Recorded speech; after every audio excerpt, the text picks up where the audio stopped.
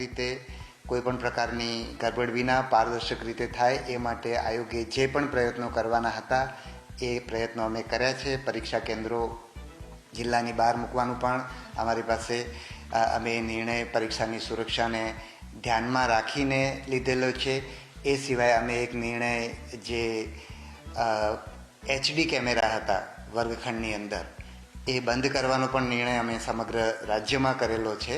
એટલે જે શાળાઓની અંદર HD camera high definition camera હતા એ કેમેરાના માધ્યમથી જો વર્ગખંડને નો વિડીયોગ્રાફી મતલબ કેમેરા મતલબ વર્ગખંડનું રેકોર્ડિંગ થાય તો એ રેકોર્ડિંગ વર્ગખંડમાંથી બહાર જાય તો એમાં પેપર પણ વાંચી શકાય એવી અમારી પાસે માહિતી હતી.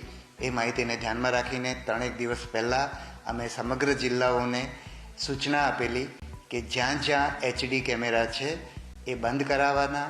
એટલે કે ગઈકાલે શનિવારે શાળા પૂરી થઈ જાય એ પછી આયોગના પ્રતિનિધિ જઈ અને એ કેમેરાનું નેટવર્ક પણ બંધ કરે, એટલે કેમેરા સિસ્ટમ પણ બંધ કરે, અને ક્યાંય ભૂલથી પણ એ સિસ્ટમ ચાલુ રહી જાય તો પણ આનો કોઈ ફીડ બહાર ના જાય એ માટે અમે કેમેરાને કવર કરવાનું પણ સૂચના આપેલી. એટલે આ કાર્યવાહી ગઈકાલે શાળાનું કાર્ય પૂર્ણ થયું એ પછી કરાવવામાં આવી હતી.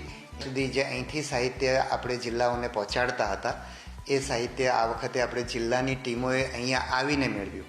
પહેલાં અહીંથી સાહિત્ય અહીંયા આયોગના પ્રતિનિધિ આપણે અહીંથી અધિકારીઓ પસંદ કરતા હતા સચિવાલયના, અને એમને આપણે સાહિત્ય સાથે ત્યાં મોકલતા હતા, અને જિલ્લાની જે ટીમ છે એ સાહિત્ય સ્વીકારતી હતી, અને પછી આગળની કાર્યવાહી જિલ્લા કરતા હતા. અને જિલ્લામાં પાછું સાહિત્ય ત્યાં પાછું સ્ટ્રોંગ રૂમ પર આવી જાય ત્યાંથી આયોગમાં લઈને આવવાની જવાબદારી આયોગે નિમેલા અધિકારીઓ કરતા હતા. એની જગ્યાએ આ સમગ્ર પ્રક્રિયા આયોગથી સાહિત્ય લઈ જઈ અને આયોગ સુધી સાહિત્ય પહોંચાડવાની જવાબદારી જિલ્લાને આપેલી હતી. એના 2 કારણો હતા. એક તો શિક્ષણ વિભાગ આના માટે બહુ ટ્રેન થયેલું છે એટલે એનો સારો ઉપયોગ આપણે કરીએ. બીજું, સાહિત્ય અહીંથી છેક સુધીની એક જ જણની જવાબદારી રહે જિલ્લા વહીવટીતંત્રની, એના માટે આપણે આ વસ્તુ કરેલી હતી.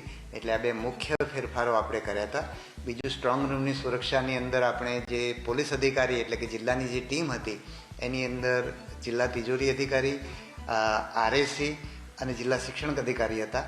એમાં આપણે આ વખતે DYSPને મૂક્યા છે, જેથી કરીને જે ત્યાં ગાર્ડ રહે છે એની બરાબર ચેકિંગ થાય અને સ્ટ્રોંગ રૂમ પર સાહિત્યની બરાબર મતલબ સાહિત્ય સલામત રહે માટેના પૂરેપૂરા પ્રયત્ન થાય.